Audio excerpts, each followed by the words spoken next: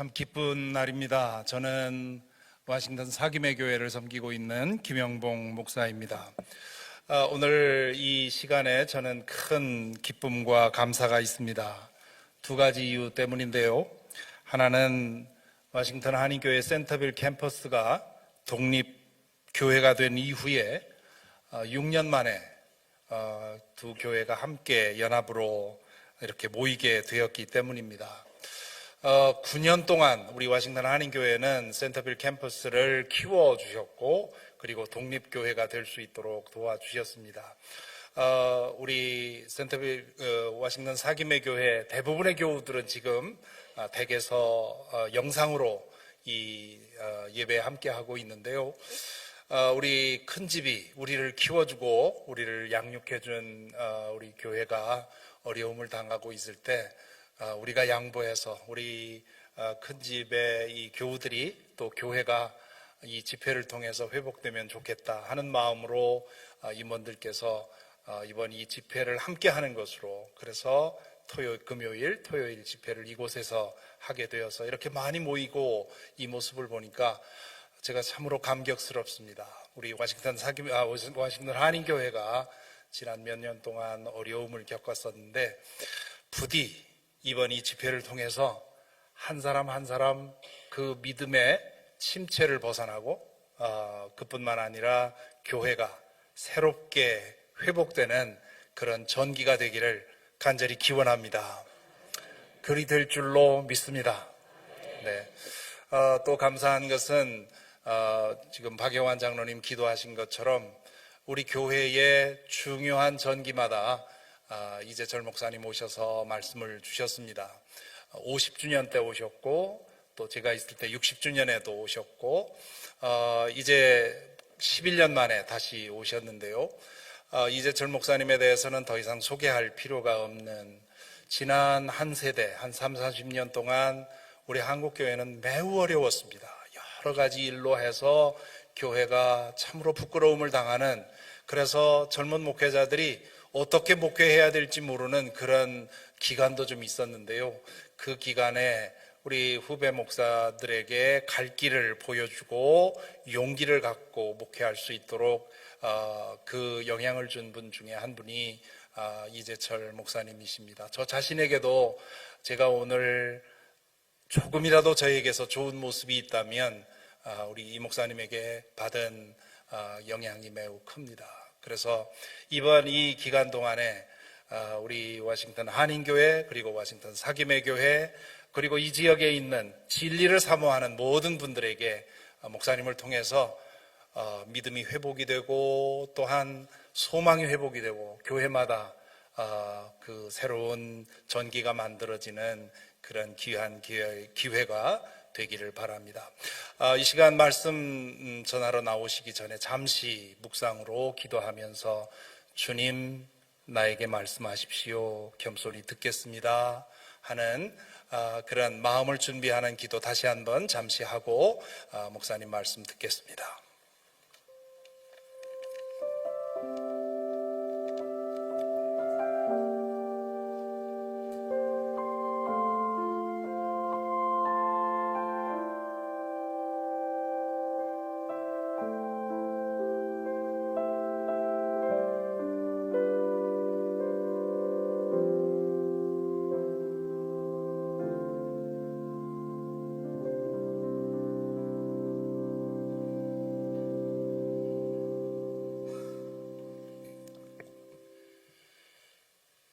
제가 2001년도에 워싱턴 한인교회 창립 50주년을 기념하기 위해서 당시 조영진 목사님의 부름을 받고 이곳에 왔을 때 그때 저는 50대 초반이었습니다. 그래서 한국에서 비행기를 타고 워싱턴에 아침에 도착해서 그날 저녁부터 집회를 시작했습니다. 워싱턴 한인교회 창립 60주년을 맞아서 당시 김영봉 목사님의 부름을 받고 다시 이곳에 왔을 때 저는 60대 초반이었습니다. 그래서 집회 하루 전에 워싱턴에 도착해서 그 다음 날부터 집회를 시작했습니다. 그리고 사기몰 교회 김영봉 목사님 부름을 받고 12년 만에 세 번째 왔습니다. 그 12년 동안에 저는 암 수술도 받았고 방사선 치료 34번 받고 호르몬 치료도 2년 동안 받았습니다. 또 6년째 류마티즘을 앓고 있어서 그 약으로 인해서 얼굴이 이렇게 밤낮으로 부어 있습니다. 이렇게 여러 가지를 감안해서 또 지금은 제가 70대 중반이기 때문에 이번에는 이틀 전에 도착했습니다. 그래서 어제 하루를 잘 쉬고 이제 오늘부터 집회를 시작하는데 아직도 정신이 명료하게 깨지를 않습니다. 그래서 제가 오늘 좀 어리버리하더라도 양해해 주시기를 바랍니다.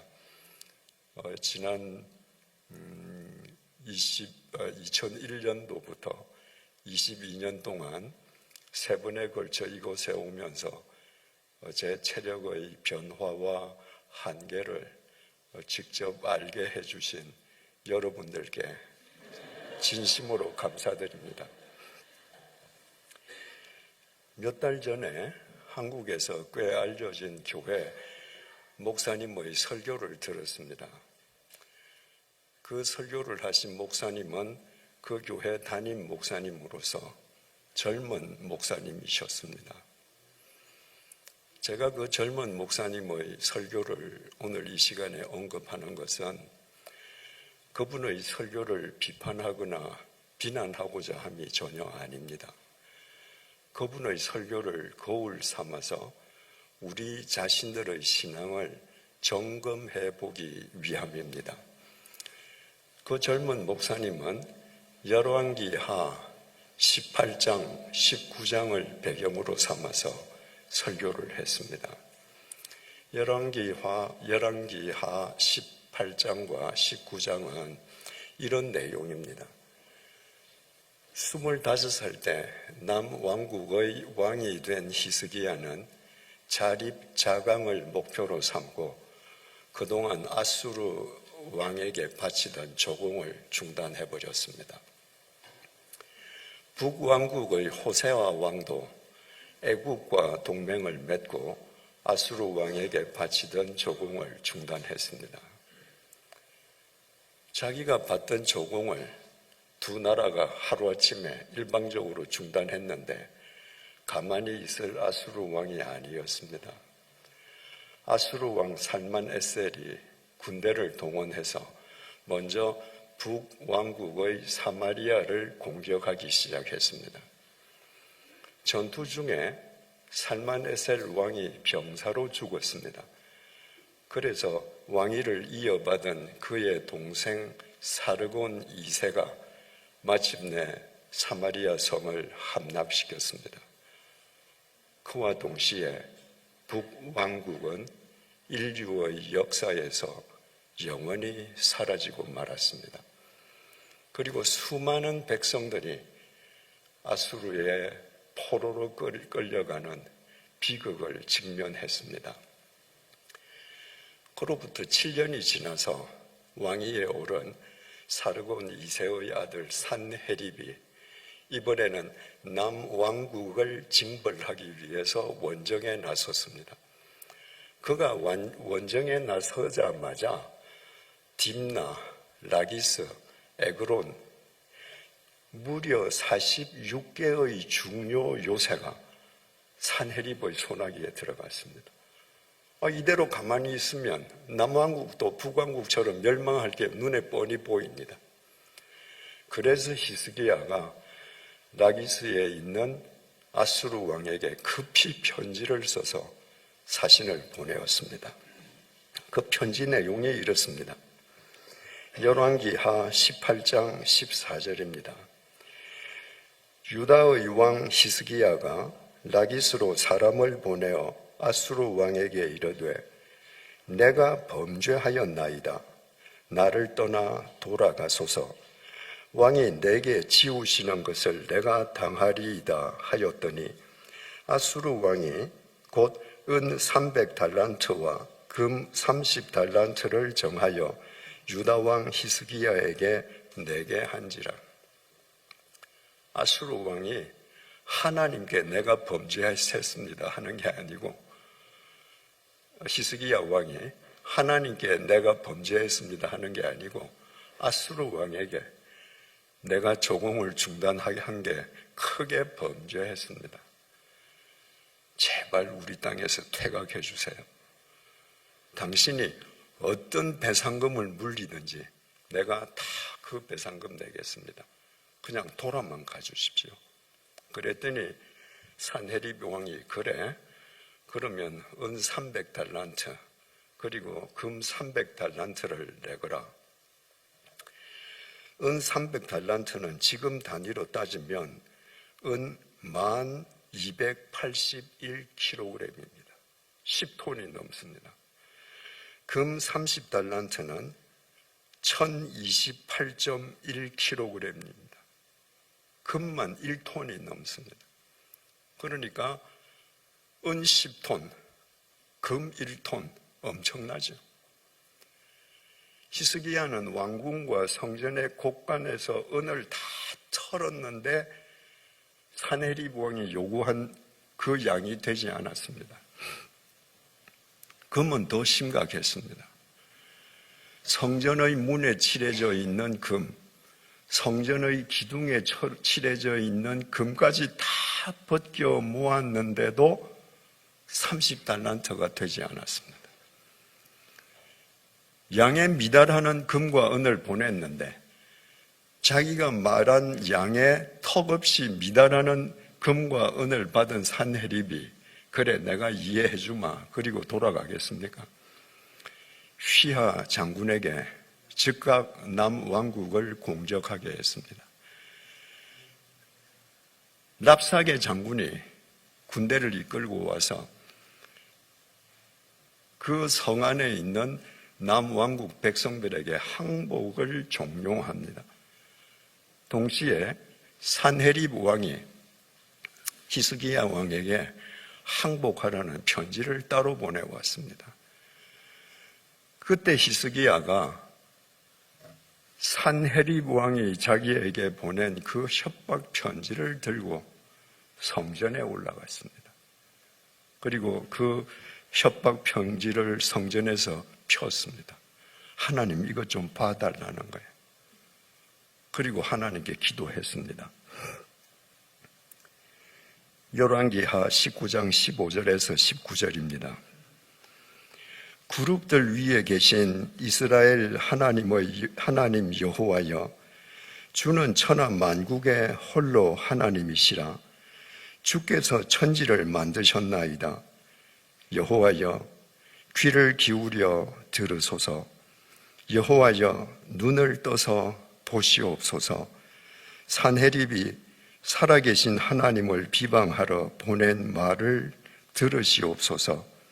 여호와여, 아수르 여러 왕이 과연 여러 민족과 그들의 땅을 황폐하게 하고 또 그들의 신들을 불에 던져 싸우니 이는 그들이 신이 아니요 사람의 손으로 만든 것 곧 나무와 돌 뿐이므로 멸하였나이다. 우리 하나님 여호와여, 원하건대 이제 우리를 그의 손에서 구원하옵소서. 그리하시면 천하 만국이 주 여호와가 홀로 하나님이신 줄 알리이다. 이렇게 간절히 기도했습니다. 이 내용을 간략하게 설명하자면 하나님 이 상황을 좀 보시고 도와주십시오. 하나님 아시죠? 산헤립이 여러 나라를 멸망시켰고 그 나라의 신들을 다 파괴했습니다. 그런데 그 신들이 파괴당한 것은 살아있는 신들이 아니고 전부 다 나무와 돌로 만들어진 우상들이었기 때문이지 않습니까? 그런데 여호와 하나님, 당신은 우상이 아니라 살아계시지 않습니까? 그러니까 도와주십시오. 당신이 우리를 도와서 구원해 주시면 이 세상 모든 사람들이 당신이 돌이나 나무가 아니라 살아계신 신인 줄 알 것입니다. 이렇게 기도했습니다. 하나님의 응답은 그날 밤에 이루어졌습니다. 열왕기하 19장 35절입니다. 이 밤에 여호와의 사자가 나와서 아수르 진영에서 군사 18만 5천 명을 친지라. 아침에 일찍이 일어나 보니 다 송장이 되었더라. 그날 밤에 하나님께서 친히 아수르 군대 18만 5천 명을 치셨습니다. 아침에 일어나 보니까 다 송장이 되어 있는 거예요. 산헤립 왕이 그 광경을 보고 혼비백산에서 자기 나라로 도망갔습니다. 그리고 쿠데타를 일으킨 자기 두 아들의 칼에 맞아 죽었습니다. 비참한 인생 말로였습니다. 그 젊은 목사님이 바로 이와 같은 성경 내용을 토대로 설교를 하시고 마지막 결론을 이렇게 맺었습니다. 우리도 인생을 살아가는데 여러 형태의 아수르 공격을 받습니다. 그때마다 우리는 히스기야처럼 성전에 올라가서 기도해야 합니다. 그리고 성전을 찾아가야 한다는 말을 계속 강조했습니다. 그분은 예배당을 성전이라 표현한 거예요. 충격이었습니다, 저는. 만약에 연로한 목사님이 그렇게 설교하셨다면 놀랄 일도 없죠. 한국에서 연로하신 대부분의 목사님들은 예배당을 성전이라고 설교하고 가르쳐 왔습니다. 그런데 교회 미래를 책임져야 할 젊은 목사님이 예배당을 성전이라 부르고 어려운 일을 당하면 성전을 찾아 올라가서 기도해야 된다는 것을 강조할 때 적잖이 충격받았습니다. 그리고 그 젊은 목사님으로부터 잘못 그루밍을 당하고 있는 교인들이 무척 안타까웠습니다. 예배당은 성전이 아닙니다. 지금은 성전의 시대도 아닙니다. 성전의 시대는 2000년 전에 끝났습니다. 예수님께서 우리의 죄값을 대신 치러주시기 위해서 십자가에 못 박혀 돌아가실 때 성전 지성소를 가로막고 있던 휘장이 위에서부터 아래로 찢어졌습니다. 그 휘장 너머에 하나님의 임재 장소인 지성소에는 어느 누구도 들어갈 수 없었습니다. 단 한 사람, 대제사장만 그 지성소로 들어갈 수 있는데 그것도 1년에 단 한 번 대속죄일에만 들어갈 수 있었습니다. 그러니까 그 휘장은 거룩하신 하나님과 죄인인 인간을 단절하는 단절의 상징이었습니다. 그런데 예수님께서 우리를 위한 속죄 제물로 돌아가신과 동시에 그 단절의 상징이 무너졌습니다. 누구든지 예수 그리스도 안에서 하나님께 나아갈 수 있게 된 겁니다. 그러니까 이제는 더 이상 나무와 돌로 만들어지고 짐승의 피로 제사 드리는 성전이 필요 없게 된 것입니다. 예수님께서 공생애를 처음 시작하시고 예루살렘 성전을 찾으셨습니다. 예루살렘 성전이 말입니다. 제사용 짐승을 파는 장사꾼들, 그리고 그 짐승들, 성전에서 사용하는 돈을 바꾸는 환전상들로 가득 차 있었습니다. 그들이 성전을 장악하고 있는 거예요. 그래서 예수님께서 노끈으로 채찍을 만들어서 환전상들의 돈을 쓸어버리시고 그들의 판을 뒤집어 엎고 모든 짐승들과 사람들을 다 내어 쫓았습니다. 그 성전 안에 있던 유대인들이 얼마나 분노했겠습니까? 듣도 보도 못한 청년이 한 명 들어와서 성전을 그들이 보기에는 난장판을 만드는 겁니다. 그래서 그들이 한 이야기가 요한복음 2장 18절에서 22절에 주님과 문답이 나와 있는데 18절을 통해 그들이 말합니다.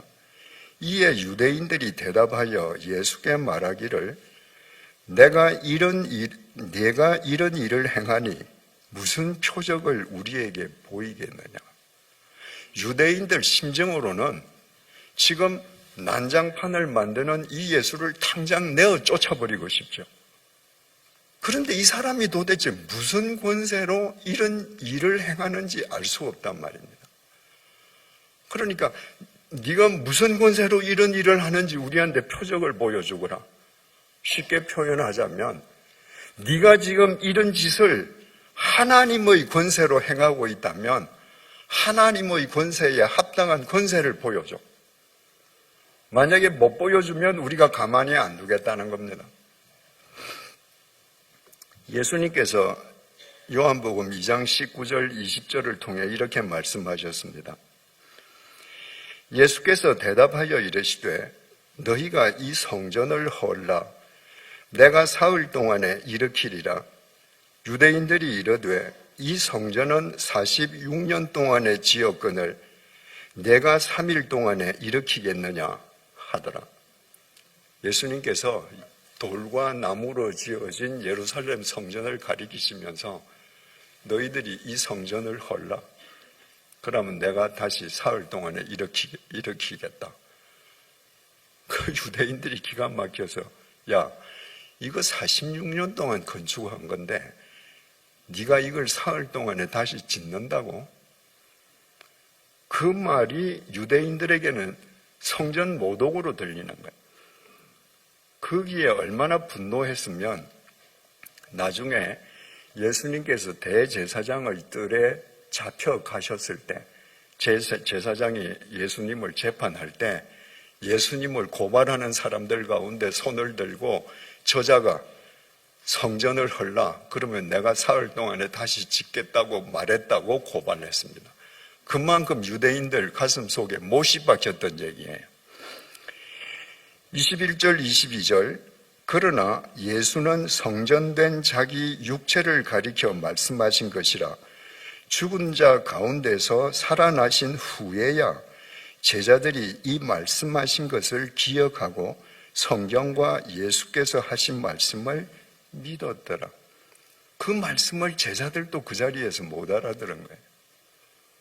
그런데 예수님께서는 성전된 자기 육체를 가리켜서 말씀하신 것입니다. 아까도 말씀드렸지만 주님께서 우리를 위한 십자가의 제물이 되셔서 돌아가셨습니다. 그게 끝이 아니었습니다. 그 주님께서 죽임 당하심을 깨트리시고 사흘째 되는 날 부활하셨습니다. 그러니까 누구든지 예수 그리스도 안에서 하나님의 구원을 얻을 수 있게끔 주님께서 참 성전이 되신 거예요. 돌과 나무로 지어진 성전은 언젠가는 소멸됩니다. 쇠퇴합니다. 그런데 죽음을 깨트리시고 영원히 부활하신 주님께서는 영원히 소멸하지 않는 영원한 성전이 되신 것입니다. 누구든지 그 안에서 하나님을 만나고 하나님의 구원을 얻으니까. 그래서 제자들 역시도 주님께서 못 박히시는 현장에서 겁이 나서 다 주랭랑 치고 도망갔다가 주님께서 죽음을 깨뜨리고 부활하신 것을 자기네들의 눈으로 확인한 다음에야 주님께서 그때 말씀하신 말씀이 이 말씀이시고 주님이 참 성전이시구나 하는 걸 알게 된 겁니다. 이 요한복음 2장을 기록한 사도 요한이 바로 요한계시록을 기록한 그 사도 요한입니다. 요한계시록에서 하늘에서 도래하는 새 하늘과 새 땅을 사도 요한이 요한계시록 21장에서 이렇게 기록합니다. 1절입니다. 또 내가 새 하늘과 새 땅을 보니 처음 하늘과 처음 땅이 없어졌고 바다도 다시 있지 않더라. 하나님께서 창세기 1장에서 만드신 하늘과 땅은 없어졌습니다. 그리고 본질적으로 다른 새 하늘과 새 땅이 도래한 겁니다. 2절입니다. 또 내가 보매 거룩한 성 새 예루살렘이 하나님께로부터 하늘에서 내려오니 그 준비한 것이 신부가 남편을 위하여 단장한 것 같더라. 하늘에서 새 예루살렘이 내려오는 거예요. 근데 그 새 예루살렘은 구원받은 하나님의 백성의 공동체를 뜻합니다. 그 백성들은 꼭 신부 같고 남편은 하나님이에요. 남편인 하나님과 신부인 구원받은 백성의 관계를 지금 보여줍니다. 그러니까 새 예루살렘은 어떤 지리적인 위치, 지리적인 공간이 아니라 남편과 신부의 관계, 즉 하나님과 구원받은 백성의 관계 속에 있다는 것을 일깨워줍니다. 그리고 22절에서 이렇게 중요한 말을 합니다. 성 안에서 내가 성전을 보지 못하였으니 이는 주 하나님 곧 전능하신 이와 및 어린 양이 그 성전이심이니라. 새 예루살렘에는 성전이 없습니다. 왜? 구원받은 백성이 매일 눈으로 보는 하나님이 성전이에요. 또 어린 양, 바로 우리를 위해서 십자가에 못 박혀 돌아가신 그분이 성전이에요. 그러니까 성전이 필요 없는 거예요. 그런데 그 참 성전 되신 하나님께서 우리를 향해 이렇게 말씀하십니다. 고린도전서 3장 16절 17절 오늘 본문입니다. 너희는 너희가 하나님의 성전인 것과 하나님의 성령이 너희 안에 계시는 것을 알지 못하느냐? 이 무슨 말씀입니까? 거의 대부분의 사람이 자기가 성전인 걸 모르는 거예요.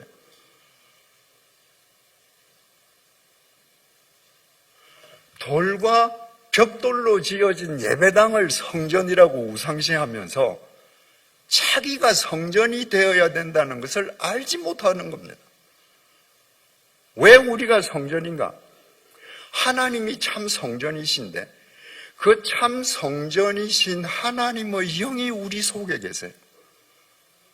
성전이신 하나님의 영이 우리 속에 계시니까 우리는 미물이고 보잘것없다 할지라도 우리 속에 계신 그 성전 하나님으로 인해서 우리가 성전이 되는 거예요.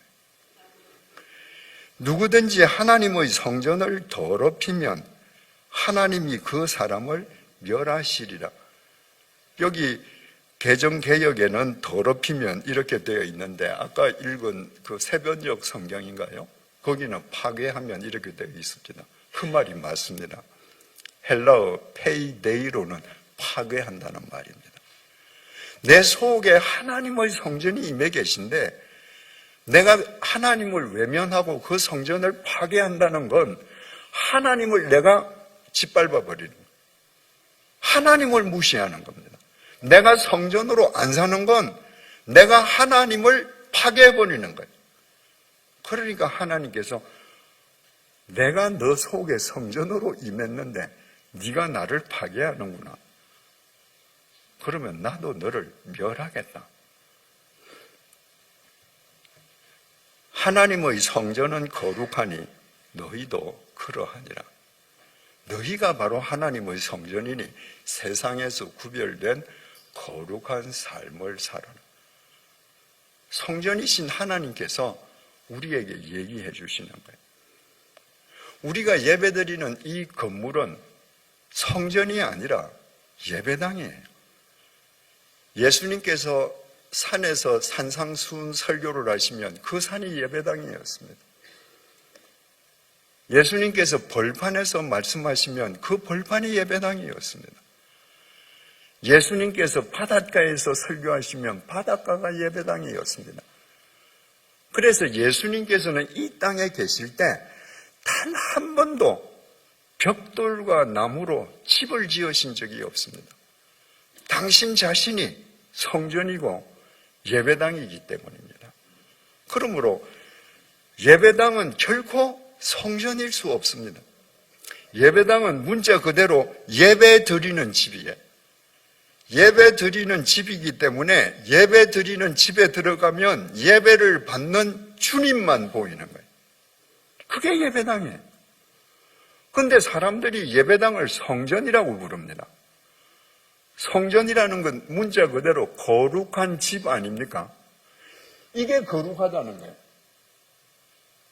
이 천정이 다 거룩하다는 거예요. 이곳에서 우리가 예배를 드릴 때 예배를 받으시는 주님이 거룩한 게 아니고 사람이 손으로 돌과 벽돌로 만든 이 집이 거룩한 집이라는 거예요. 왜 그런 생각을 하는가? 이 집안에 하나님이 계신다는 거예요. 그 생각은 틀린 생각이 아니죠. 그런데 이 예배당을 성전이라고 말하는 사람들이 이 성전 밖에도 하나님이 계셔. 그러면 괜찮습니다.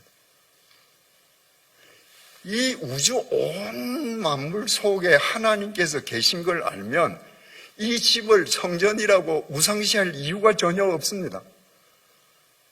그런데 예배당을 성전이라고 말하는 사람들은 하나님은 여기만 계신 거예요. 그게 문제가 되는 거예요. 그러니까 하나님이 예배당 안에만 계시기 때문에 이것이 성전이라고 말하는 사람들은 자기도 모르게 세 가지 오류를 범합니다. 나무와 돌로 만들어진 집을 성전이라고 말하는 것은 참 성전이신 하나님을 모독하는 것이고 참 성전으로 살아가야 할 자기 자신의 직무를 유기하는 것입니다. 이게 성전이 아니라 내가 성전이거든요. 여러분이 성전이거든요. 두 번째 오류는 이것을 성전이라고 얘기하면 이곳에 들어와서 하나님이 여기만 계시기 때문에 이 밖에 계신 하나님을 여러분들은 만날 수가 없습니다. 왜? 여러분 집에는 하나님이 없습니다. 여러분 일터에는 하나님이 없습니다. 하나님은 여기만 계신 거예요. 이 천하 만물 속에서 이 예배당 공간은 하늘에 구멍만도 못해요. 하나님은 온 우주를 품고 계시는데 집을 성전이라고 얘기하면 참 성전 되신 하나님, 이 집 밖에 온 우주를 주관하시는 하나님을 절대 못 만납니다. 인류의 역사를 주관하시는 하나님을 못 만납니다. 이 공간 속에 하나님이 있다고 생각하는 사람들은 고작 나 개인의 생사 화복만 주관하시는 하나님만 알 뿐이에요. 여러분, 하나님이 이런 좁은 공간에 갇히시겠습니까? 하나님은 절대로 인간이 만든 공간 속에 갇히시는 분이 아닙니다. 그런데 인간이 하나님을 어떤 공간에 가둔다면 그건 이미 하나님이 아닙니다. 왜곡된 하나님을 믿는 거예요. 그 신앙이 문제가 생기는 겁니다. 세 번째 오류. 주님께서 그렇게 질타하셨던 외식하는 자가 될 수밖에 없습니다. 이중인격자가 되는 거예요. 예배당에서는 다 거룩해요. 경건해요. 왜? 여긴 하나님 계시니까. 그런데 주일 예배 경건하게 보고 집에만 가면 마음대로 해요. 왜? 하나님은 거기 안 계시거든요. 예배당에서는 다 경건한 언행을 하고 하나님 뜻이 뭐냐고 하는데 일터에서는 철저하게 돈의 논리로 해요. 왜? 하나님 거기 계시지 않기 때문에. 그래서 예배당은 결코 성전일 수 없습니다. 그런데 아까 언급한 그 젊은 목사님을 포함해서 한국에 연세 드신 많은 목사님, 대부분 목사님들이 예배당을 성전으로 우상시했습니다. 이 예배당을 성전으로 얼마나 절대시하느냐 하면요, 여러분은 정말 건강한 교회에 다니시는 거예요. 이 성전이 하나님이 계시는 신성한 절대 공간이잖아요. 그 중에서 제일 더 신성한 데가 강단입니다. 저는 미국에서도 봤습니다. 이 강단에 신을 못 신고 올라갑니다. 거룩하니까. 그래서 저기서 신 벗고 슬리퍼 신고 올라가요. 한국의 그런 교회는 태반입니다. 제가 그런 교회 볼 때마다 생각하는 게, 예의로 따지자면 슬리퍼 신는 게 더 무례한데, 그렇지 않습니까, 여러분? 내가 귀한 손님을 만나는데 구두 벗고 슬리퍼 신고 만나고 그분은 구두 신고 있다. 이 말이 안 되지 않습니까? 여기는 강대상이 하나예요. 목사가 설교하는 강대상에서 장로는 기도 못합니다. 그래서 장로 기도하는 상은 따로 있습니다. 집사님들이 무슨 광고를 할 때는 집사님은 아예 올라오지도 못하고 밑에서 해야 돼요. 제가 5대양 6대주, 한국 국내 교회는 말할 것도 없고요. 5대양 6대주에 있는 많은 한인교회를 가봤습니다. 예배 시간에 예배당을 성전이라고 기도하시는 분들이 정말 많습니다.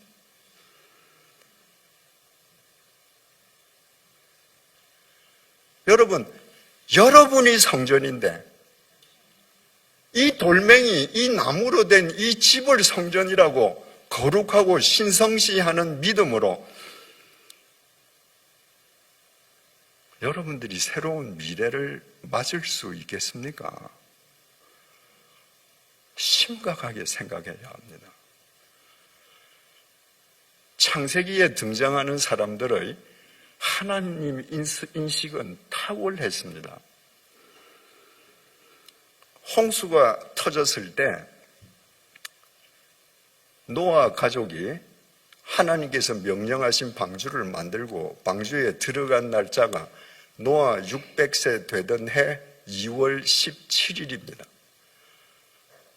그리고 노아 가족이 그 방주에서 나온 날짜가 노아 601세 되던 해 2월 27일입니다. 노아 가족이 그 밀폐된 공간 속에 있다가 1년 10일 만에 방주에서 나온 겁니다. 그들이 방주에서 나와서 한 일을 창세기 8장 18절 21절 상반절이 전해줍니다. 노아가 그 아들들과 그의 아내와 그 며느리들과 함께 나왔고 땅 위의 동물 곧 모든 짐승과 모든 기는 것과 모든 새도 그 종류대로 방주에서 나왔더라. 노아가 여호와께 제단을 쌓고 모든 정결한 짐승과 모든 정결한 새 중에서 제물을 취하여 번제로 제단에 드렸더니 여호와께서 그 향기를 받으시고, 노아가 지금 1년 10일 만에 방주 문을 열고 나왔습니다. 노아가 들어갈 때 하나님께서 문을 닫으셨거든요. 노아는 그 문을 열 수가 없습니다. 하나님께서 열어주시니까 그 문을 통해서 노아 식구가 나왔습니다.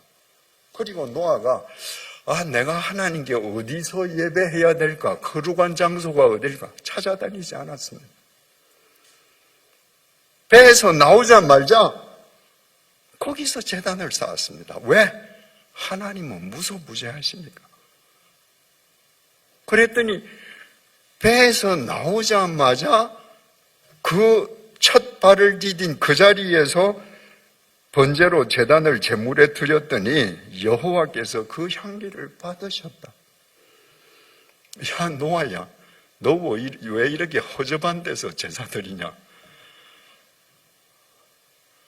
왜 거룩한 집을 먼저 짓고 제사 드려야지? 안 그러셨습니다. 하나님께서 아브라함을 부르셨죠. 창세기 12장 7절에서 8절입니다. 여호와께서 아브라함에게 나타나 이르시되 내가 이 땅을 내 자손에게 주리라 하신지라.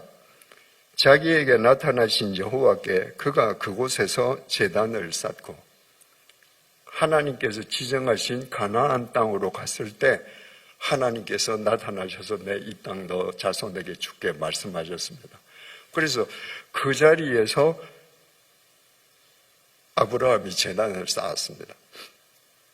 그럼 하나님께서 그 자리에서 말씀하셨기 때문에 그 자리가 신성시 되어서 아브라함이 계속 그 자리에서만 예배드렸는가?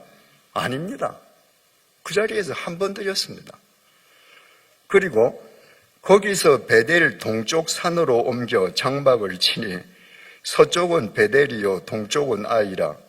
그가 그곳에서 여호와께 제단을 쌓고 여호와의 이름을 부르더라. 처음 제사 드렸던 곳에서 베델 동쪽으로 갔습니다. 그리고 멈추어서 거기 또 단을 쌓았습니다. 왜? 하나님은 무소부재하시니까.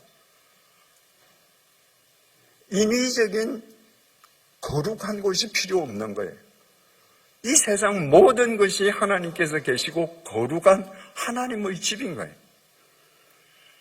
하나님께서 아브라함에게 절대 순종을 요구하시기 위해서 이삭을 헌재할 때 너 모리아 산으로 가서 네 아들을 바치라 라고 명령하신 한 번의 예외를 제외하고 한 번도 특정한 장소를 하나님께서 명령하신 적도 없고 아브라함이 특정한 장소를 찾아다닌 적도 없습니다. 어디서든지 예배드렸습니다. 어디서든지 예배드리면 그곳이 예배당이었던 겁니다. 야곱이 형 에서가 죽이려고 해서 외삼촌 집으로 도망가지 않습니까? 워낙 급하게 도망갔기 때문에 뭘 가져간 게 없습니다. 가다가 밤이 되어서 허허벌판에서 돌 하나 베고 잠을 자지 않습니까? 근데 그날 밤에 주님께서 야곱에게 나타나셨습니다. 야곱이 창세기 28장 16절부터 19절 이렇게 고백합니다. 야곱이 잠이 깨어 이르되 여호와께서 과연 여기 계시거늘 내가 알지 못하였도다. 야곱은 벌판이라고 잠잔 겁니다.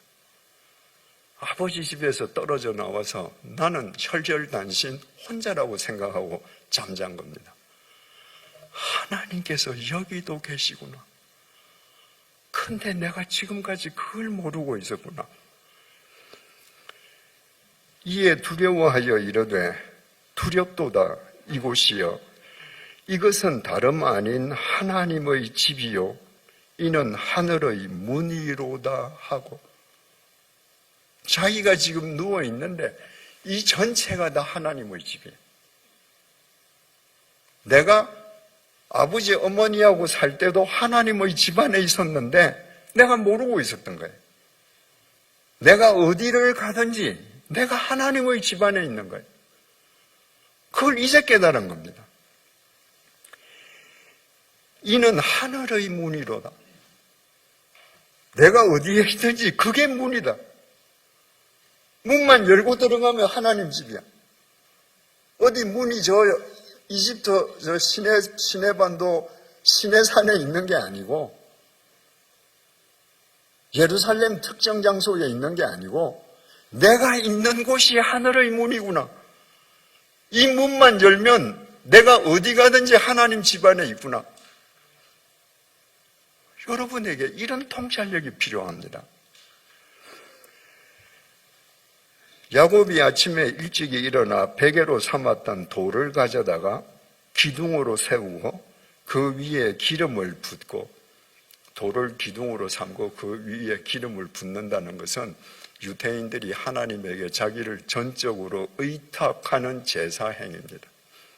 하나님, 내가 하나님 집안에 살고 있으면서도 몰랐습니다. 나 이제 하나님께 나를 맡깁니다. 그곳 이름을 베델이라 하였더라. 이 성의 옛 이름은 루스더라. 야곱이 잠을 잤던 그 지명 이름은 루스인데 야곱이 베델이라고 바꿨습니다. 베델이 하나님의 집입니다.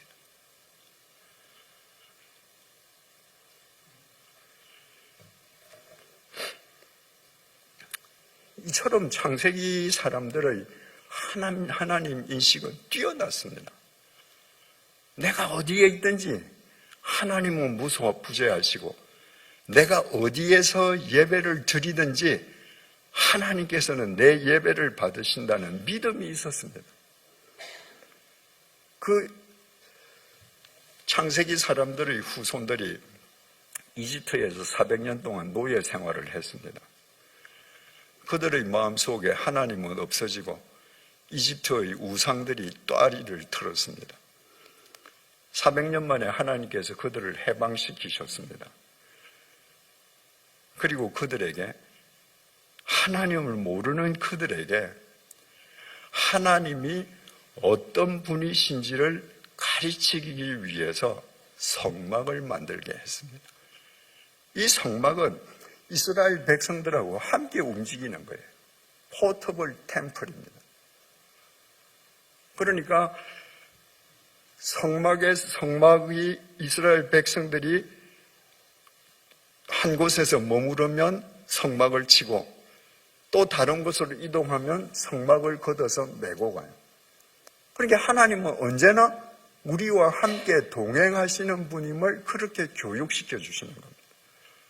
거기에 하나님께서 불기둥으로 구름기둥으로 눈에 보이는 그 표적으로 그들을 인도해 주시니까 하나님은 언제나 그들과 함께 하시는 분이심을 이스라엘 백성들이 알게 되죠.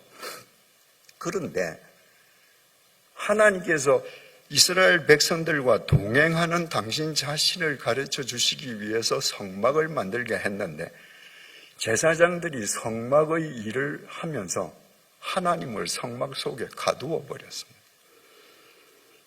하나님은 성막 안에만 있는 거예요. 그러니까 이 세상 어디에 서든지 하나님을 만나던 창세기 사람들의 하나님 인식보다 훨씬 후퇴했습니다. 근데 한 가지 다행인 것은 그 성막이 움직인다는 거예요. 백성들과 함께 움직인다는 거예요. 그래서 하나님께서 우리와 동행하신다는 대전제는 변함이 없었습니다. 그 이스라엘 백성들이 이스라엘 땅에 들어가서 가나안 땅에 들어가서 정착을 했습니다. 그리고 솔로몬 시대에 그 유명한 예루살렘 성전을 지었습니다. 솔로몬 왕이 성전을 지었는데 그 성전을 지은 솔로몬 자신도 자기가 그렇게 심혈을 기울여서 돌과 나무로 최고의 나무와 돌로 건축물을 만들지만 이 건축물 안에 하나님께서 갇혀 계시지 않는다는 걸 알고 있었습니다. 그래서 성전을 낙성식 할 때 솔로몬이 하나님께 이렇게 기도합니다. 열왕기상 8장 27절입니다. 하나님이 참으로 땅에 거하시리이까 하늘과 하늘들의 하늘이라도 주를 용납하지 못하겠거든 하물며 내가 건축한 이 성전이오리이까. 하늘의 하늘이라도 하나님을 다 모실 수 없는데 하물며 내가 건축한 요 조그만 집안에 하나님이 갇혀 계시겠습니까? 솔로몬은 분명히 알고 지었습니다. 솔로몬의 기도는 이렇게 이어집니다. 열왕기상 8장 30절. 주의 종과 주의 백성 이스라엘이 이곳을 향하여 기도할 때에 우리가 어떤 급한 일이 있어서 이 성전에 오지 못하고 어디에 있든지 성전 방향을 향해서 기도할 때 하나님께서 들어주시고 성전에서 응답해 주세요. 그게 아닙니다. 주의 종과 주의 백성 이스라엘이 이곳을 향하여 기도할 때에 주는 그 간구함을 들으시되 주께서 계신 곳 하늘에서 들으시고 들으시사 사하여 주옵소서. 하나님, 우리는 성전을 향해서 기도할게요. 그런데 하나님께서는 하나님이 계신 하늘에서 우리의 기도를 들으시고 응답해 주십시오. 솔로몬은 하늘에 계신 하나님께서 절대 거기에 갇히지 않는다는 것을 알았지만 하나님을 모시고 살아가야 하는 이스라엘 백성들의 신앙 구심점으로 만든 겁니다. 그런데 성막 텐트보다 못한 것은 텐트는 포터블 템플이에요. 움직이는 성전입니다. 성막이에요. 예루살렘 성전 돌과 나무로 지은 건 붙박이 성전이에요. 이건 움직이지 못해요. 그런데 제사장들이 하나님을 그 붙박이 성전 안에 가두어 버렸습니다. 하나님께서 갇힐 수 있습니까? 안 갇히십니다. 그러니까 하나님께서 이 안에만 계신다고 생각하던 하나님은 하나님이 아니신 거죠. 제사장들이 하나님은 이 성전 안에만 계신다고 하고 하나님을 대리하면서 소위 제사장 직분이 권력화되고 교권주의가 발흥되었습니다.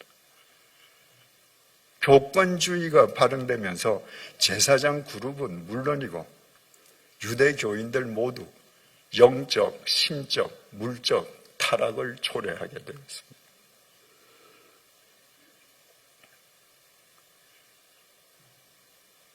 하나님께서 그 성전 속에 안 갇히시는데 성전 속에 하나님께서 계신다면서 하나님의 말씀을 자꾸 선포하니까 그건 하나님 말씀 아니잖아요.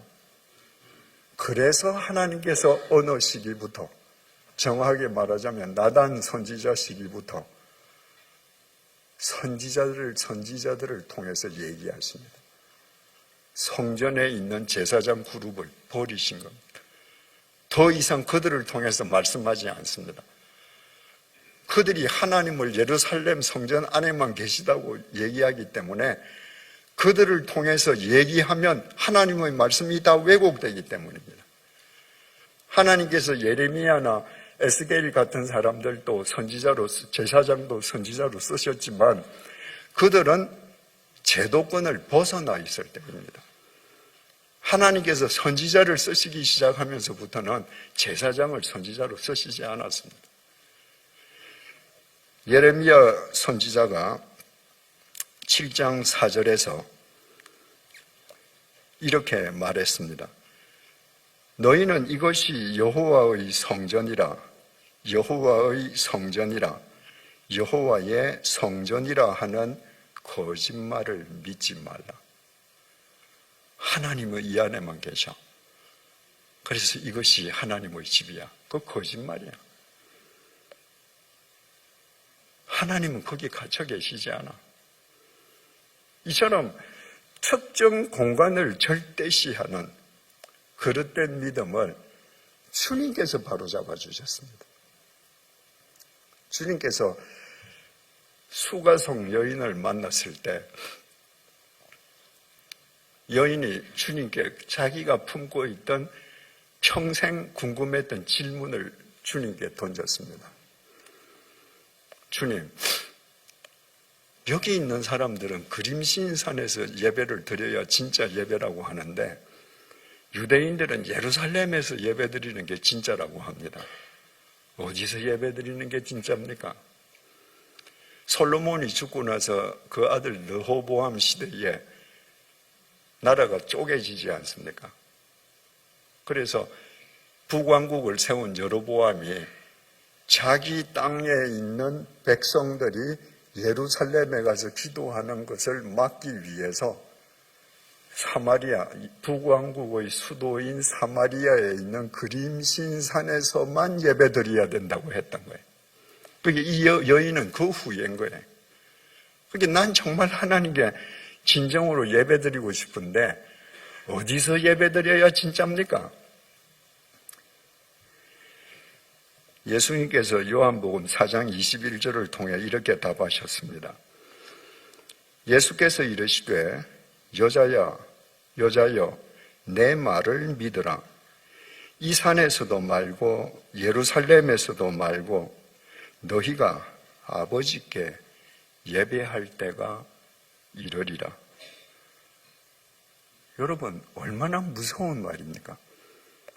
이 산에서도 말고 저 산에서도 말고 너희가 아버지께 예배할 때가 이른다.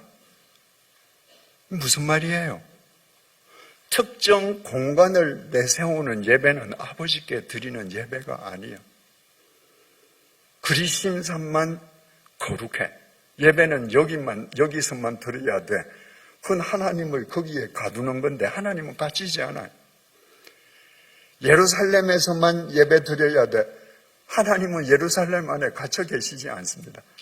그건 아버지께 드리는 예배가 아니야. 그래서 너희들이 공간을 초월해서 아버지께 예배 드릴 때가 이르러.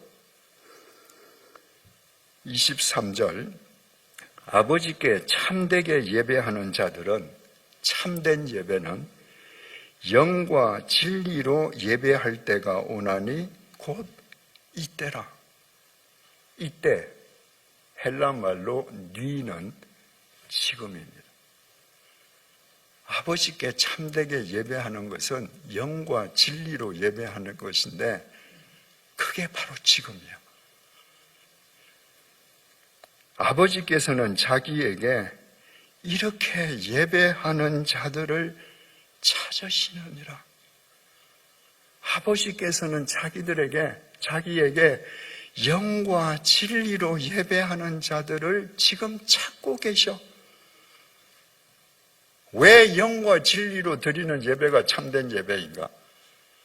왜 아버지는 영과 진리로 예배 드리는 사람을 지금 찾고 계시는가? 24절 하나님은 영이시니 예배하는 자가 영과 진리로 예배할지니라. 하나님이 영이세요. 그러니까 영이신 하나님을 영으로 예배하는 자를 찾으시는 거예요. 특정 공간을 절대시하는 그건 영이 아닙니다. 공간을 초월하는 것이죠. 하나님이 로고스, 말씀이세요. 진리세요. 그러니까 영이신 하나님을 영으로, 말씀이신 하나님을 그분의 말씀 안에서 예배드리는 자를 지금 찾고 계신다. 장소를 절대화하던 사람들은 그런 예배를 드리지 않았다. 하나님은 받을 수가 없었다, 그런 예배는.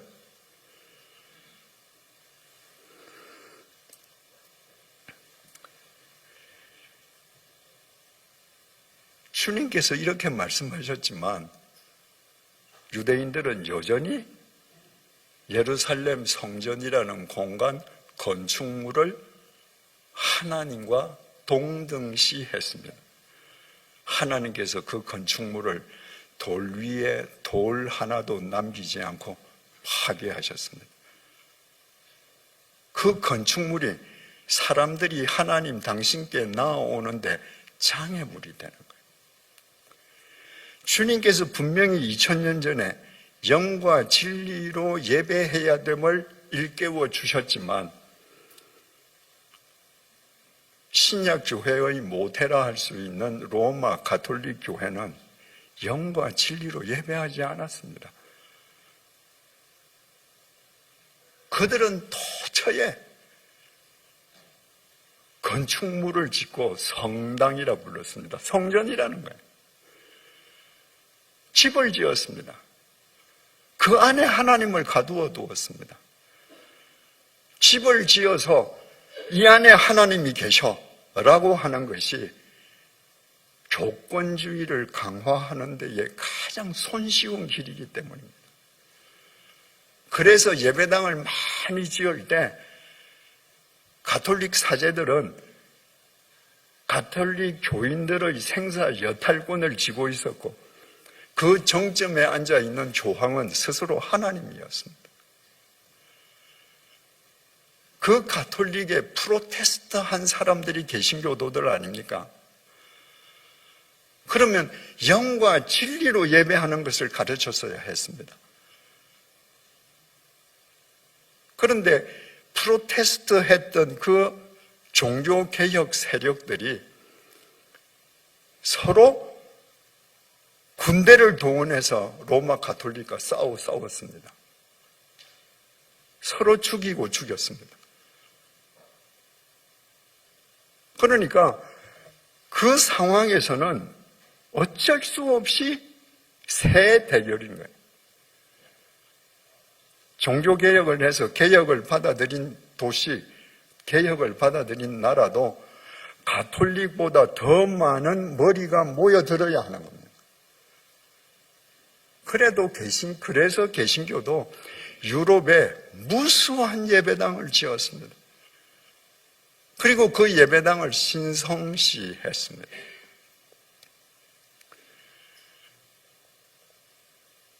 결과는 개신교에서도 조건주의가 생겼죠. 모든 봉사 직분은 계급화되고 권력화되었죠. 그것이 지금까지 유산으로 내려오고 있습니다.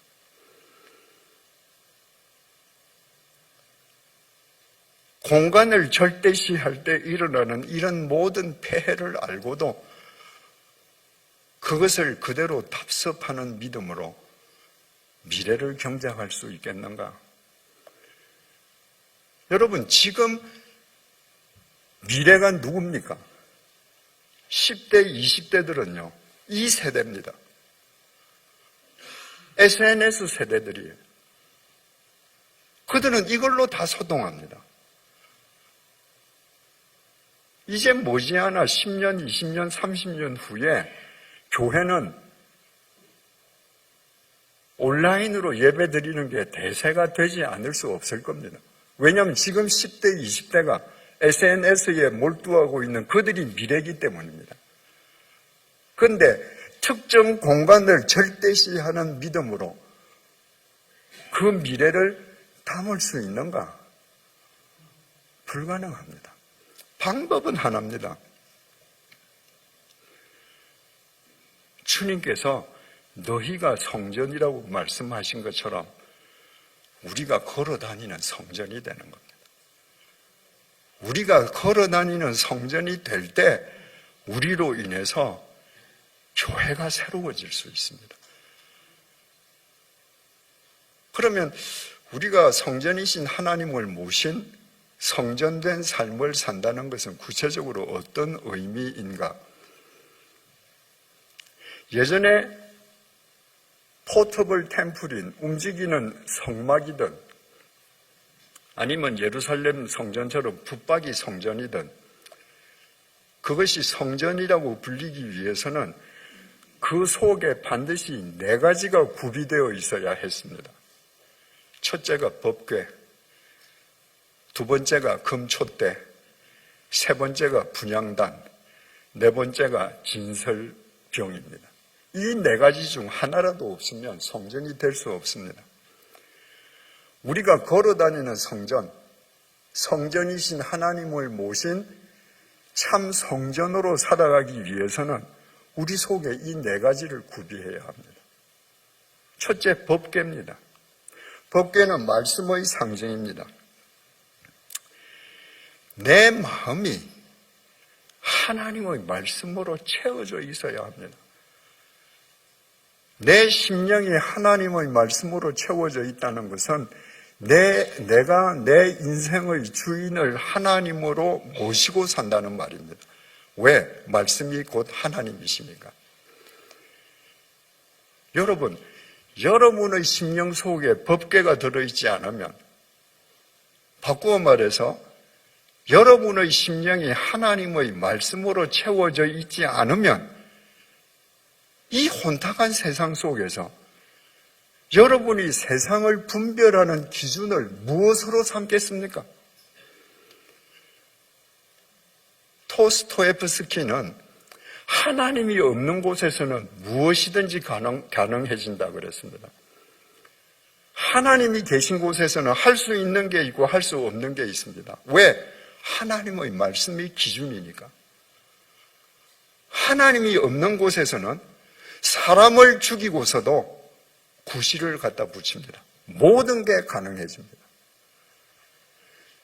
20세기 최고의 기독교 변증가인 영국의 C.S. 루이스는 스크루테이프의 편지라는 책에서 아주 중요한 말을 했습니다.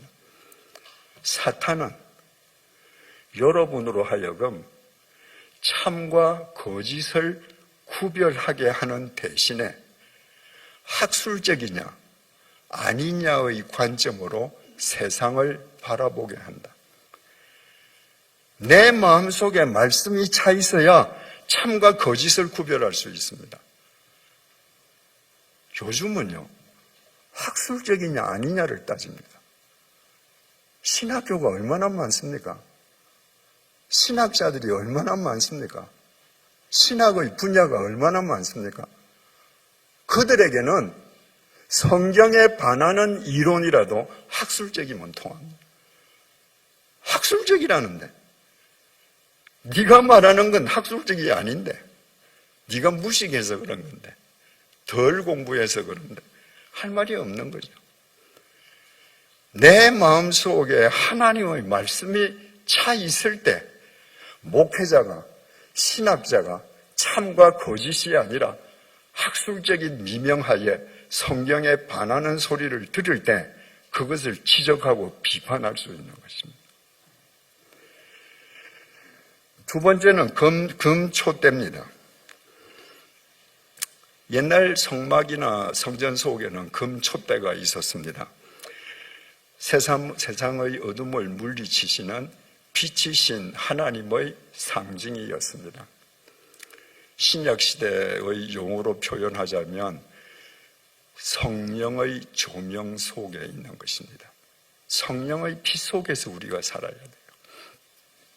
칼뱅은 우리가 성령의 조명 아래 있지 않으면 하나님의 말씀이 하나님의 말씀으로 받아들여질 수 없다고 그랬습니다. 여러분, 성경이라는 게 뭐예요? 종이 위에 프린트된 인쇄물인데 세상에는 그걸 하나님 말씀이라고 안 믿는 사람들이 더 많습니다. 우리는 믿습니다. 왜? 성령의 조명 아래 있기 때문에. 내가 성령의 조명 아래 없으면요, 내일이라도 하나님의 말씀은 하나님의 말씀으로 받아들여지지 않습니다. 내 말이 더 중요해지는 거죠. 세 번째로 분향단입니다. 성전에는 향을 피웠습니다. 그래서 그 향이 하늘을 향해서 향기가 올라가는 것처럼 우리의 마음도 하늘을 향해서 올라가기를 바랐습니다. 요한 사도가 그 향이 무엇인지를 구체적으로 이렇게 표현했습니다. 요한계시록 5장 8절입니다. 그 두루마리를 취하심에 내 생물과 24장로들이 그 어린 양 앞에 엎드려 각각 검은고와 향이 가득한 금 대접을 가졌으니 이 향은 성도의 기도들이라. 향은 바로 성도의 기도입니다. 향이 하늘로 올라가듯이 우리의 기도가 하나님께 올라가기를 바라는 마음으로 기도하는 거예요. 제가 다시 읽을게요. 들어보세요. 향이 가득한 금 대접을 가졌으니 이 향은 성도의 기도들이다. 성도는 단수고 기도는 복수입니다. 성도의 기도, 이게 아닙니다. 내가 필요할 때만 기도하는 것, 이건 향이 아니에요.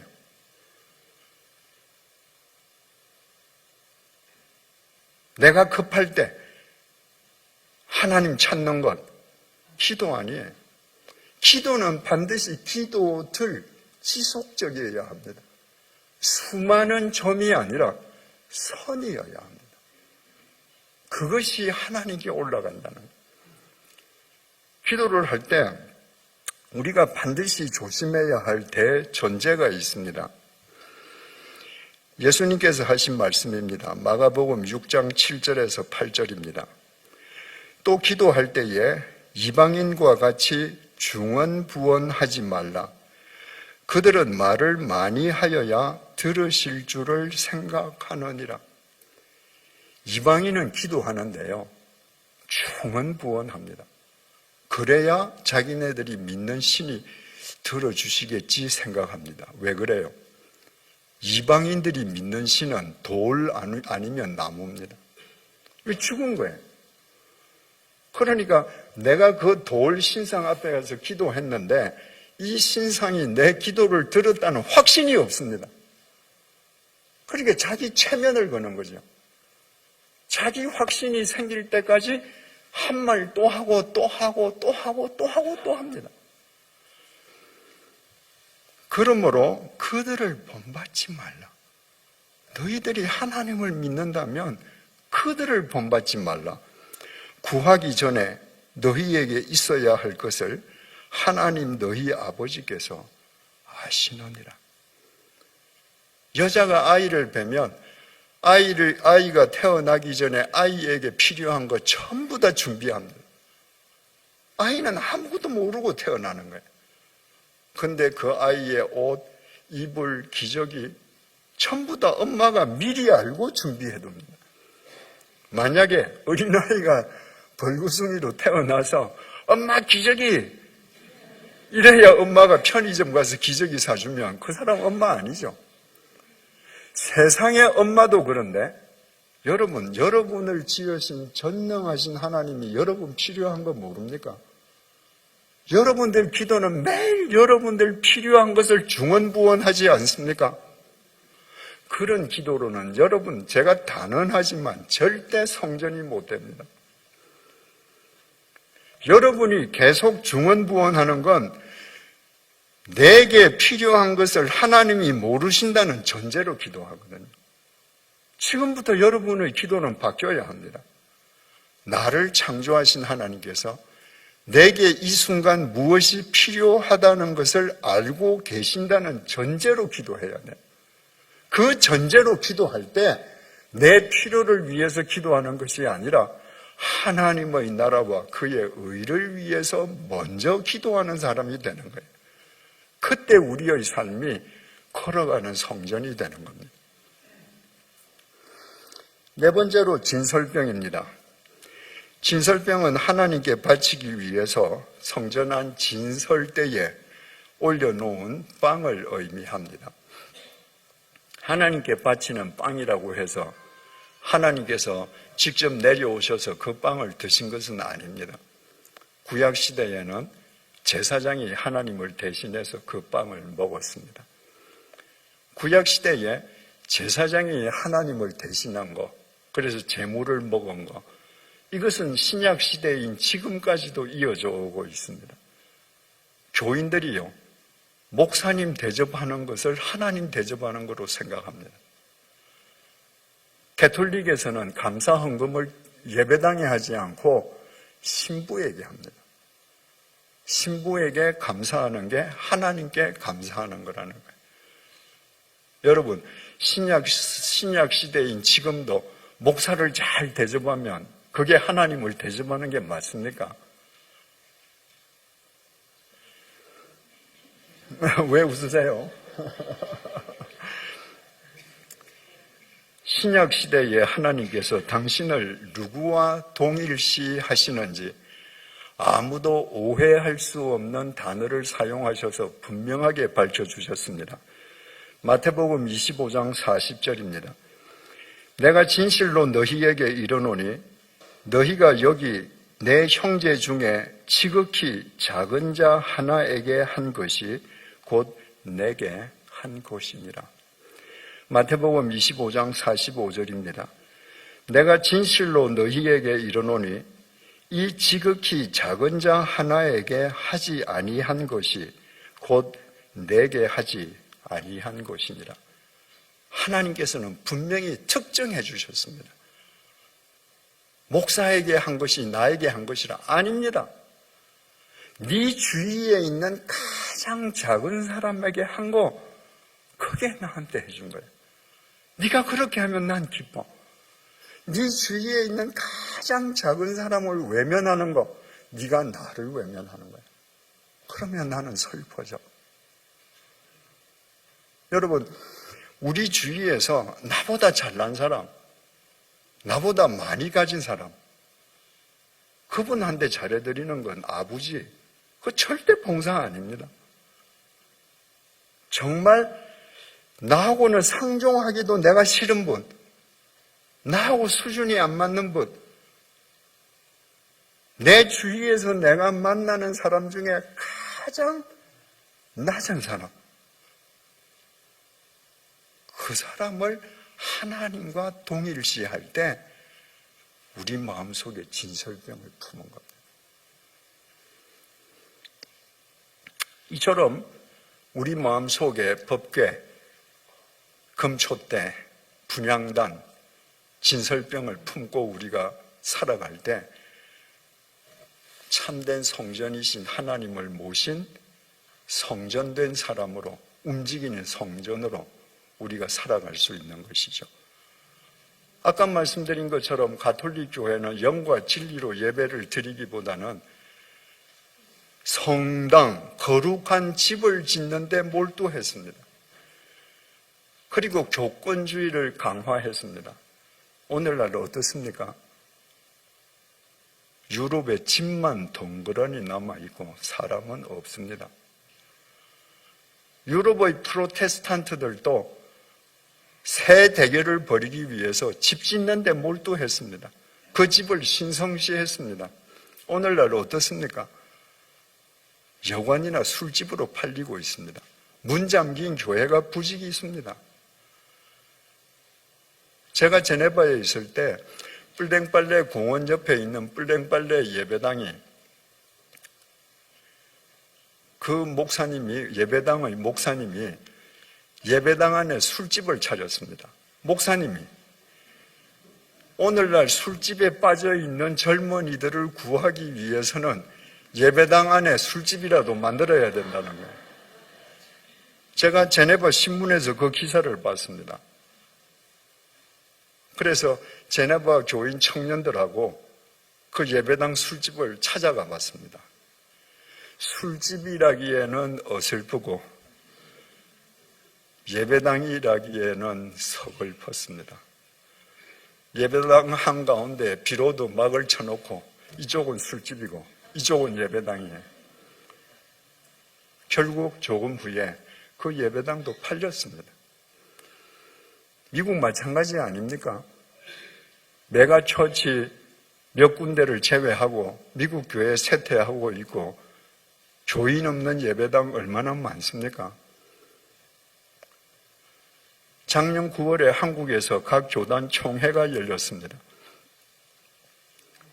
그리고 각 교단이 발표한 보고서에 따르면 한국을 대표하는 6개 교단, 통합, 합동, 고신, 기장, 기감, 기성, 이 6개 교단의 교인들이 지난 10년 동안 196만 명이 줄었습니다. 앞으로 20년, 30년 후면 그 교단들 다 없어질지 모릅니다. 그런데도 아무도 위기의식을 느끼지 않습니다. 내 예배당을 신성시하고 내 예배당 안에 들어와야 구원받는다고 합니다. 10년 동안에 196만 명이 줄면 얼마나 많이 줄었습니까? 예배당이 교인들이 줄어들면 줄어들수록 많은 목사님들은 자기가 목회하는 공간을 더 절대시합니다.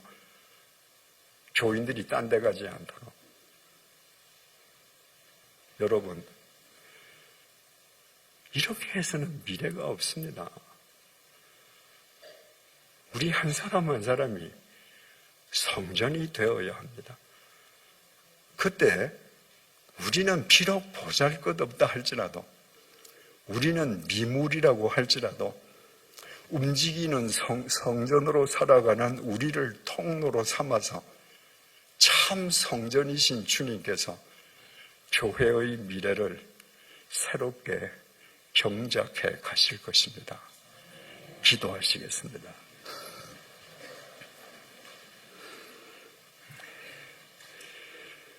주님, 나는 내 집보다 내가 다니는 교회 예배당이 더 신성하다고 생각해 왔습니다. 나는 나의 일터보다 예배당이 더 거룩하다고 여겨왔습니다. 그래서 나의 삶은 언제나 이중적이었습니다. 예배당 안에서는 거룩했고 집과 일터에서는 내 위주로 살아왔습니다. 이처럼 하나님을 예배당 안에 가두어 둔 믿음은 참 믿음이 아님을 이 시간에 일깨워 주셔서 감사합니다. 이 세상이 온통 하나님의 집이요, 내가 어디에 가든 실은 하나님의 집 안에 있음을 고백한 야고보의 고백이 우리 모두의 고백이 되게 해 주십시오. 하나님은 예배당 안에도 내 집에도 내 일터에도 계심을 잊지 말게 해 주십시오. 법궤와 금촛대, 분향단과 진설병을 품은 움직이는 성전으로 살아가게 해 주십시오.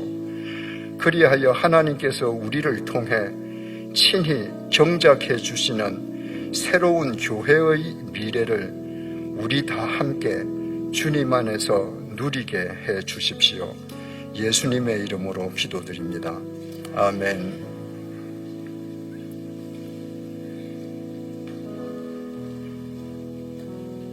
이 시간 주신 말씀을 기억하면서 잠시 합심해서 함께 기도하는 시간 가지면 좋겠습니다. 우리가 거하는 곳이 하나님의 성전이 될 수 있도록 우리가 성전된 삶을 살아갈 수 있기를 결단하며 소망하며 우리 안에 말씀과 또 성령과 기도와 섬김이 넘칠 수 있기를 위해서 이 시간 마음 모아서 함께 기도하겠습니다. 내려오신 하나님, 이 시간 주신 말씀을 기억하며 우리가 하나님의 성전으로 살아갈 수 있도록 도와주옵소서. 하나님의 성전이 건물이 아니라 벽돌이나 나무로 지어진 인간이 만들어낸 공간이 아니라 우리의 삶이고 우리의 모든 영역이 하나님의 성전이어야 함을, 예수 그리스도가 우리 안에 풍성히 거하셔야 함을 주님 결코 소망하여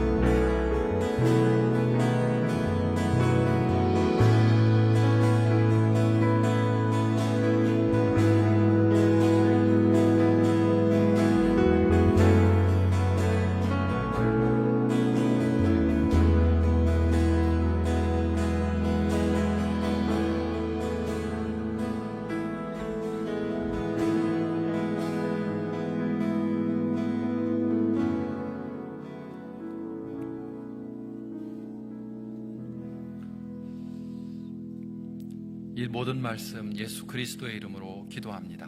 아멘. 네, 몇 가지 소식을 전해드리겠습니다. 먼저 오늘 첫 시간이었는데요. 오늘, 내일, 그리고 주일 예배 이르기까지 말씀을 전해주실 이재철 목사님께 감사를 드리고요. 또 우리 목사님과 함께 우리 정예주 사모님께서 이 워싱턴을 함께 방문해 주셨습니다. 목사님은 잘 아시겠지만 또 사모님은 잘 모르시는 분들이 계실 것 같아요. 저기 맨 뒤에 앉아 계신데 잠깐만 사모님 일어나 주시면 잘 오셨습니다. 환영합니다. 축복합니다. 박수로 환영해 주시면 좋겠습니다. 감사합니다. 감사합니다. 네, 내일 저녁에도 7시에 우리 워싱턴 한인교회 본당에서 예배가 이어지고요. 주일은 사김의교회 본당에서 오후 2시에 주일 예배로 드려집니다. 계속해서 집회에 참여하셔서 말씀을 통해 은혜를 체험하는 귀한 말씀 집회 되기를 소망합니다. 또 저녁 집회 시간 오늘도 그렇게 진행이 됐는데요. 내일 저녁에도 어른들이 예배 드리시는 동안 어린이들은 우리 어린이부 채플 예배실에서 별도의 어린이 프로그램, 또 예배와 또 찬양과 교제가 이어집니다. 어린이와 함께 나오셔서 은혜 받는 집회 됐으면 좋겠습니다. 또 집회 기간 동안 여러분들께서 헌금을 하실 수 있는데요. 여러분이 드려진 헌금은 모두 튀르키예와 시리아 지진을 당해서 어려움 당하는 그곳에 있는 이웃들을 위해 사용할 예정입니다. 정성스럽게 헌금해 주시면 지진 피해를 당해 어려운 이웃들을 돕는 데 값지게 사용되어질 것입니다. 또 워싱턴 한인교회 교우들에게 알려드리겠습니다. 오늘 말씀을 들으셨는데요. 내일 토요일인데 새벽 예배는 계속됩니다. 내일 새벽에도 나오셔서 말씀 듣고 기도하는 시간 가지고 또 저녁 시간에 다시 모여서 또 말씀 듣고 또 기도하는 그런 은혜 받으셨으면 좋겠습니다. 이제 자리에서 일어나셔서 다 함께 찬송 542장 구주 예수 의지함이 다 함께 부르신 후에 우리 이재철 목사님께서 드려진 예물을 위해서 기도해 주시고 축도해 주심으로 첫 번째 날 집회를 마치겠습니다.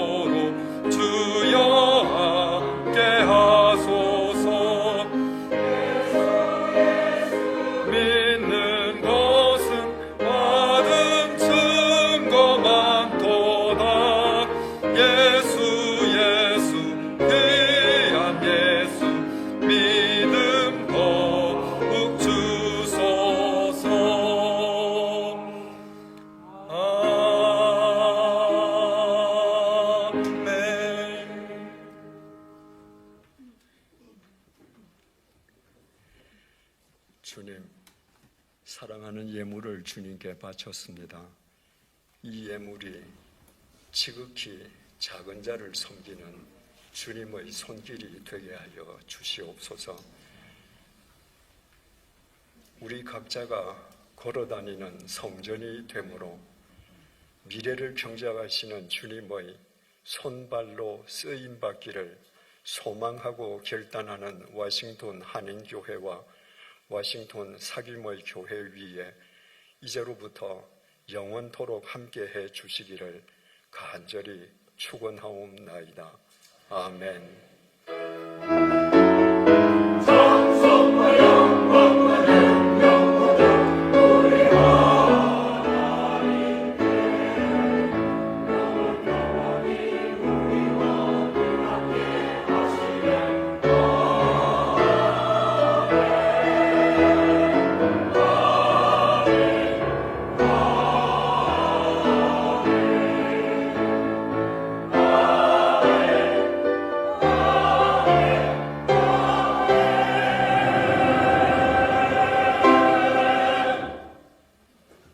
안전히 돌아가시 바랍니다.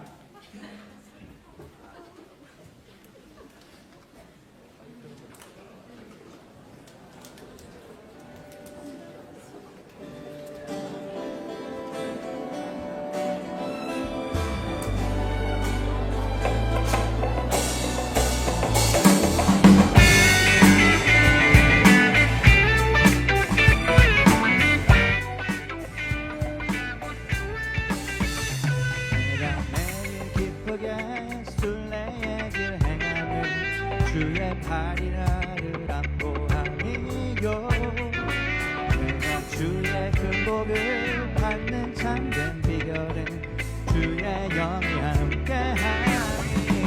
성령이 계시네. 성령이 계시네. 할렐루야 함께하시네. 성령이 계시네.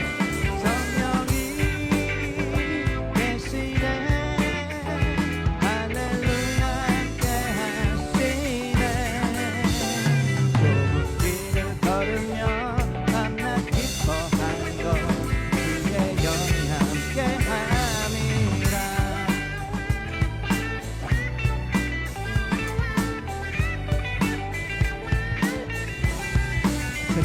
세상 모든 욕망과 나의 모든 정욕은 십자가에 이미 못 쓰러갔네.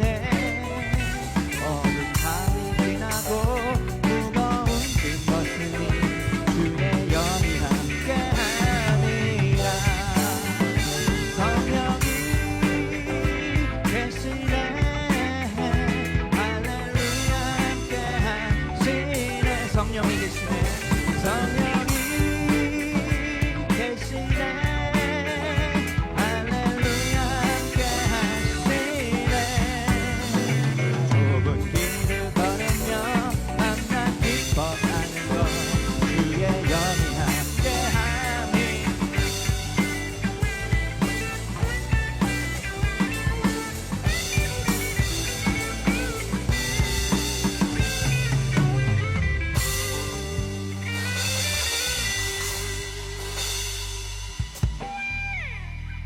감사합니다. 수고하셨습니다.